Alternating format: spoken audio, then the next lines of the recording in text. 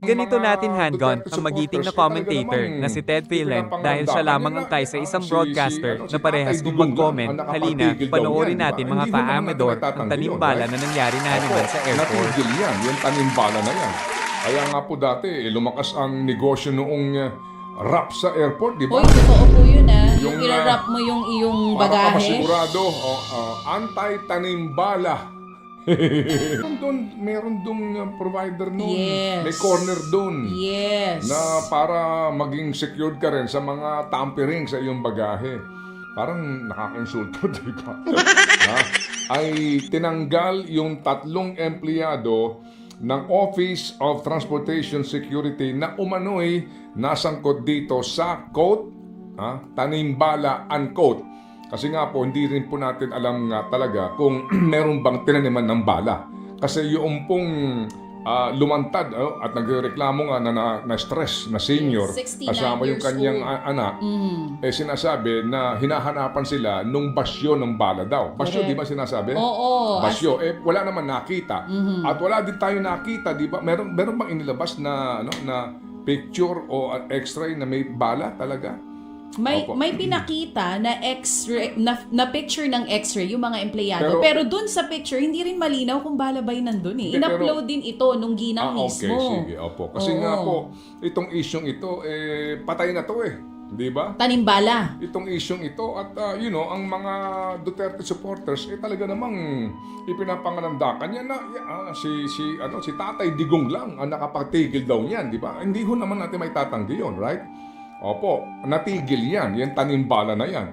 Kaya nga po dati lumakas ang negosyo noong rap sa airport, di ba? Hoy, totoo po yun Yung Yung, irarap mo yung iyong Para ka bagahe. masigurado, anti-tanimbala.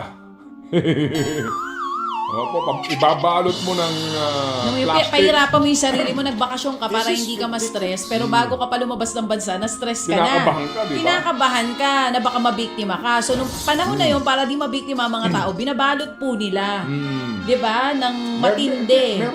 Meron dong provider noon. Yes. May corner doon. Yes. Na para maging secured ka rin sa mga tampering sa iyong bagahe.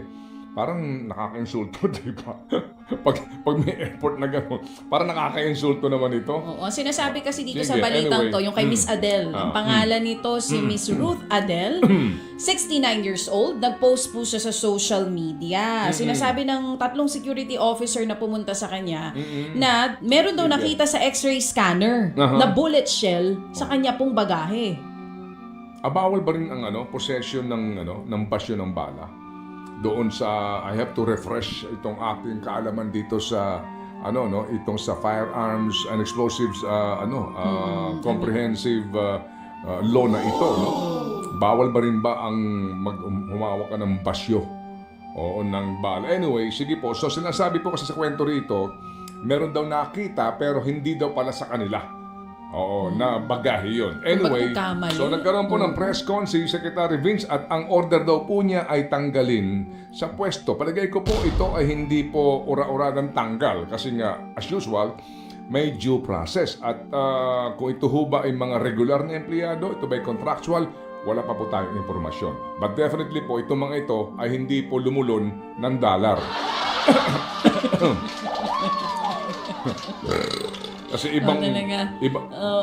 Banlasa ng dolyar. Hindi, pero nangyari yun. Nangyari din po yan, naalala nyo. Caught on cam din po yun. Kinain, di ba? Hindi chocolate. Oo. US dollar. Ang kinain niya po ay yung pong dollar. Kasi nga nung nagkakaipitan na dahil sa nawala yung dollar doon sa Nginuya-nguya. bagahe, nilulun yung dollar. Ninuya-nguya muna, saka nilulun. Oo. Mahirap namang lununin yun ng ganun. Oo. So, pagpasok mo niya, ngunguya-nguyain mo muna yan. Para lumambot. Oo. O yung mga ganitong issue dito, Iba ba ang texture ng $100? hindi sa pa ako $1? nakakatikim. So far, hindi pa. Huwag nyo kakainin ng pera. Though dito po sa atin, may mga kumakain talaga ng pera at walang kabusugan. Hindi ba? Sobra ka. Bakit? Kumakain talaga ng pera. Oh, literal. Sobra ka naman. Hindi naman nila kinakain ng pera. Ano? Dino-Diyos lang nila ang pera. Mas matindi yun Ito nga, usap-usapan ngayon, trending po Sige. ito. Kinakabahan na naman tuloy ngayon ng mga dadaan dyan sa airports natin. Sabi, uso na naman ba yung ganyang klase ng Yung ganyang klase na eksena, uso na naman dyan? Hindi ko masasagot yan. Oo. Dahil so far naman, baka naman ito lamang isolated case. Oo. Always isolated Anyway, case. so ang atin po lamang nga dito, kung sakasakali nga po na nagkamali yung taga-OTS, sana humingi na lang po ng dispensa ng maayos. Opo, paumanhin po, no, nagkamali po kami. Kasi nga daw po tumatawa pa eh. Parang tumatawa ka na nai-stress yung Yung matanda magnanay is diba? parang wala namang nanay. Ito ano to? Di ba iniisa-isa? Nai-stress, tumatawa ka pa. Di po ba nakaka-insulto? At tapos last call na sa inyong last tawag doon yung meron ng page na pinipage ka na doon sa airport, di ba? Kapag last call na, kumbaga, boarding na sila eh. Yun din ang sinasabi sa post, So ang sumbong. ano ang panawagan nila sa airport? Paano yung tono nun? Sige nga, parinig. Piloto ako eh. Ay, Hindi naman piloto ako hindi ground ka airport personnel, person. piloto ako Sorry, ba't akong tinatanong mo? Hindi ako ground person. person. Flight attendant ako, Ted Filon. Flight attendant ka pa. Piloto ka, flight attendant ako. Nakapasa ka? No! Okay, sige. Anyway. Okay. Nakapasa sa training, ano? Yung mga immigration officer na yun, pumasa kaya sa training? Parang hindi tama yung pag-handle nila dito sa ating senior citizen, ha? Ako lang po naman din, kumbaga, sa pag-unawa naman po sa mga taga-OTS na ito, baka naman po ito ay wala namang masamang mga record. Hindi ka naman pwede rin tanggalin kaagad na walang due process. I mean, lalo na ho kapag mga regular yan. Siguro, meron lang kaukulang, baka may din sila, retraining para mga driver. Magbabayad din sila 2,000. Baka meron sila mga refresher. Ang daming i-retrain. Kung matutuloy yung TESDA ang hahawak, ang daming training ng TESDA, ha? Baka din sila may ganon, no? Na panukala. Refresher. Oo. Oo, refresher, ano? Bakit ang refresher mo parang umaano ka sa ulo mo? Hindi, ikot-ikot kayo. Parang sisiraan ng bakit ang ibig sabihin, senyalis refresher, mo. para ma-refresh yung utak mo sa Doon mga dati kanila nang pang napag-aralan. dapat nilang gawin. Yes, no? yes, Sa ganung yes. mga eksena. Kasi po sa mga nagmamaneho ng mga taxi, mga TNVS, TNC kung tawagin, yan po, meron kayong refresher course na dadaanan. Again, yan po ang ating itatampok sa Think About It. Hopefully po, makahabol tayo tomorrow po kasi po naman ito ho lamang ipaghimay doon sa ating naging panayam po kay Chairman Chopilo Guadis ng LTFRB. Alam niyo ho yun, kapag nagkaroon ka ng panayam kay Chairman, ito po naman ay first time natin, pero minsan po napapakinggan ko rin siya sa mga interview, kapag siya ay nagsumagot sa katanungan, minsan po, sorry po, parang sa halip na luminaw para sa akin, lumalabo yung issue eh. Kasi nga hindi po direktang sinasagot yung tanong. With all due respect. Simpleng tanong, di ba? Simpleng tanong, ang sagot po ay umiikot and then eventually nalihis na doon sa tanong. Oo, hindi na nasagot yung tanong. Opo. So kapag ikaw nagkakaroon ng panayam sa ganoon, dadalhin mo siya ulit doon sa tanong na iyon. Ibabalik mo na naman. Kasi nga po sasabihin po ninyo, Chairman, mawalang galang lang po. Ito po yung to answer my question, uulitin mo. Sasagot siya, pagsagot niya, hindi na naman po yung sagot doon sa katanungan mo. Dadalhin ka niya sa ibang paksa. Okay, so kung ikaw lamang pangkaraniwang kumbaga na hindi mo na pag-aralan yung mga issue na dapat mong tanungin, ikaw ay sasakay doon sa kanya, papunta rin sa paksang yun. So siya, di ba, naiwasan niya na yung paksa na importante.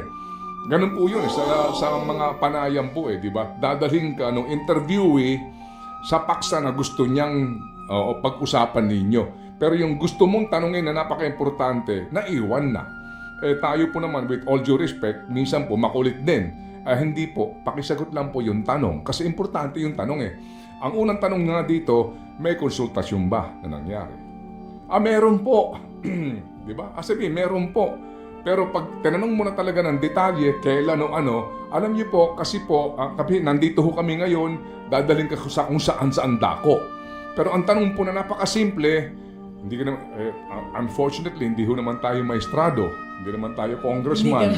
Hindi ka associate justice. Hindi ka associate justice. Pwede mo bang tanongin yung kinakapanayam na Chairman, yan? this is answerable by yes or no. Yeah, sa tingin ko pwede naman. Kahit hindi ka Associate Justice. Palagay ko, kabastusan yun. Talaga? Para sa tulad lang natin. Bawal natin silang ganunin? Palagay ko, sa tulad lang natin. Kahit na ang tanong ay Chairman. answerable, ba, kahit Oo. maganda yung pagkakasabi mo? Siguro pwede ng ganito ang tono mo. Chairman, parang awa nyo na po. Pasintabi lang po.